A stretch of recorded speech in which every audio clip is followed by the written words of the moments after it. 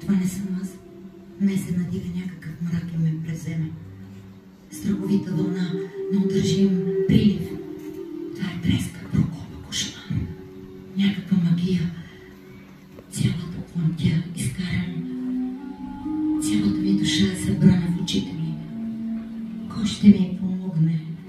На кого да разкажа онова, което сама не разбирам, което вледенява и изпепелява сърцето ми?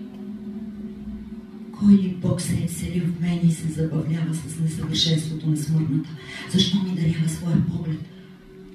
На човеците трябва да е забранено да виждат толкова. Очите им да виждат тайните. Моите очи запленени, захласнати, опиянени. Иполит, мое дете, тялото ти прилича на строен кипарис, забил връх в ярко лятно небе. Кожата ти, тя е златна, златна като току-що отцеден мед.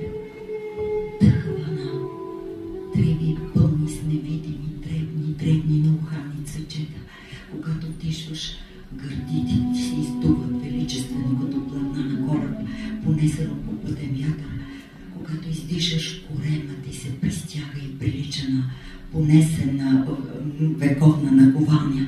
Краката ти, те са като две силни колони, чиято мощ може да удържи величието на всеки храм. При всяка крачка мускулите им се изотват и техните величествени въжета едва удържат стъпките им да не излетят. Ръцете ти, разперени могъщи криле на орел, здрава защита, убежище на всяко зло, твърд за небесата ти са раменете ти, които ти носиш безгрижно.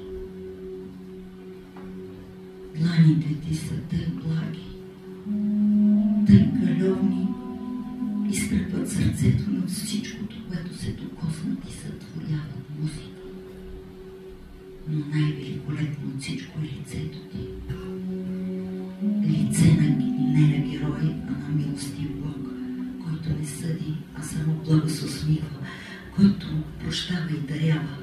Очите ти гледат кротко, без гняв и нищо не упрекват, не гледат, но те гледат направо в сърцето.